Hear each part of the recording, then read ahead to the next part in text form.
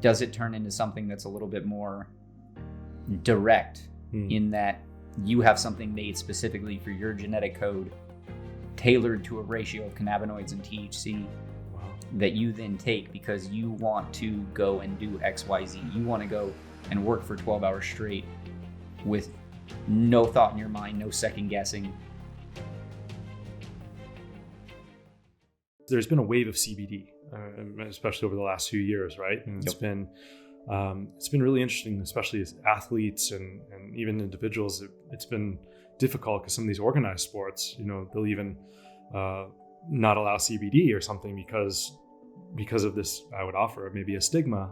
And I'm not as well educated in this area by any means compared to you. So I was wondering if you might be able to share a little bit more about CBD and then just the health benefits of CBD as well as the health benefits of THC for people who, maybe aren't athletes or at least not competitive, where they are open and able to utilize THC, and just maybe just kind of cut the BS a little bit and just provide the actual education like what you helped me so kindly with. Absolutely. So most of the sports and athletic commissions won't allow CBD usage, and they're just now all starting to change that because technically per US law, CBD can have a very, very, very small amount. I believe it's 0.03% THC. Okay. So they've said, hey, as long as there's THC in the products or can be in the products, we're not going to allow it because they just did not want, I don't know what the fixation is on that single molecule and why they hate it so bad, but they do. My personal opinion is they dislike it because I have noticed that with people that smoke or with people that ingest or use THC, it kind of opens up a little bit of a fuck it mentality, a little bit of like if it's not really important to me on a subconscious level, I don't want to do it. And it then goes from subconscious to conscious. So it's like, I realized very quickly after ingesting and smoking, I did not want to work a dead end job. I did not want to go work for somebody else. I wanted to do my own thing, and I was going to chase that to the ends of the earth. And I think if that mentality shifted in every single person in the world, all at the same time, I don't know where the world would be at that point. I really don't. Like, the world works the way it does right now because there are a certain amount of people trapped in the matrix. There are a certain amount of people that are trapped in the hamster wheel and will never get out. Right.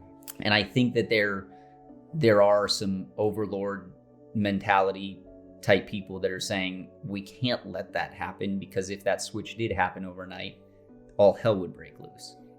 And on one hand, I agree. And on another hand, I'm kind of like, I'd like to see that.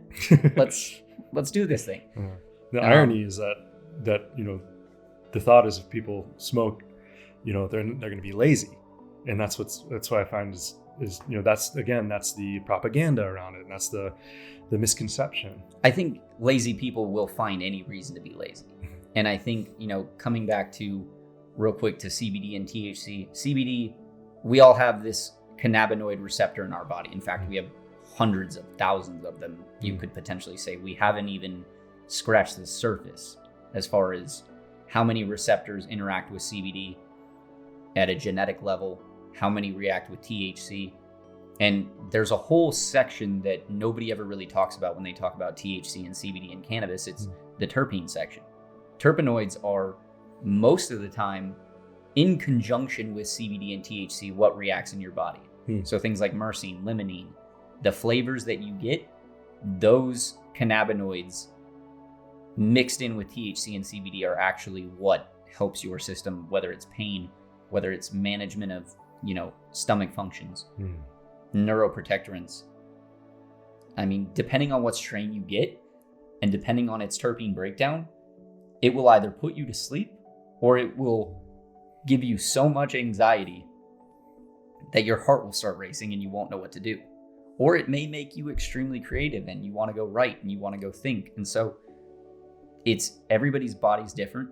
Everybody's body is going to react differently to a strain, but we're just now finally starting to hone in on this ratio of these molecules of THC, CBD, CBG, CBN, all these various cannabinoids and terpenes. That's what makes for this final effect. And so we're we're going to be studying this for the next 100 years. And compared to alcohol, like we're just scratching the surface.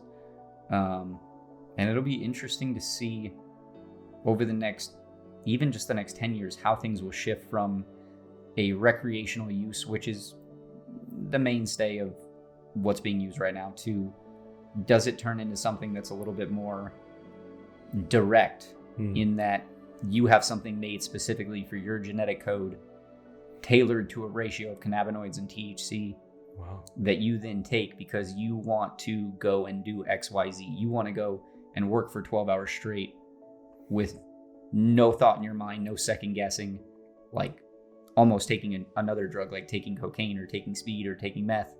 It does those same things without any of the side effects, without any of the degradations to things like dopamine or to your brain. There's a lot of wild stuff on the table that I think we're going to see over the next 20 years. Yeah, that sounds fascinating. I had no idea. I mean, that opens up a whole new door for, especially when we've had more children now than ever diagnosed with ADD, ADHD, instead of doing Ritalin and all these synthetic pills, to provide another option that could be organic and designed for them, that's actually made like from the earth, something that's real. It'd be interesting. I'd like to learn more and dive into that with you as that continues. It's absolutely super fascinating. There's some crazy stuff. Like there was a guy who actually was talking lately about how he thinks how the lack of hemp in farming as feed for cows has actually potentially affected downstream humans by the fact that there's less cannabinoids in all of our feed, in all of our meats, in all of our, even in what we intake prior to CBD and hemp being legalized, that it may have caused things like ADHD, things like autism, things like, and there's tons of other wild theories like vaccines and this and that. And sure, it all blends together. But at the end of the day, if you take a major food source like hemp, and hemp has CBD in it, it has THC acids in it. So real quick, the difference between THC that's in a growing plant and THC that you smoke is one is an acid and one is a decarboxylated molecule. So you take that acid, you heat it to a certain degree, and now it's ingestible or it's smokable in a psychoactive form. Those acid forms, though, are actually very beneficial from a health perspective, eating, nutrition, things like that. And so a lot of people have started to speculate, well, if those have been taken out of our systems for the last 60 to 100 years, could that be the reason why cancer is on the rise and has been on the rise for the last 50, 60 years? Could that be the reason for mental illness or this, that, or the other? Interesting questions for sure. Very, very. Wow.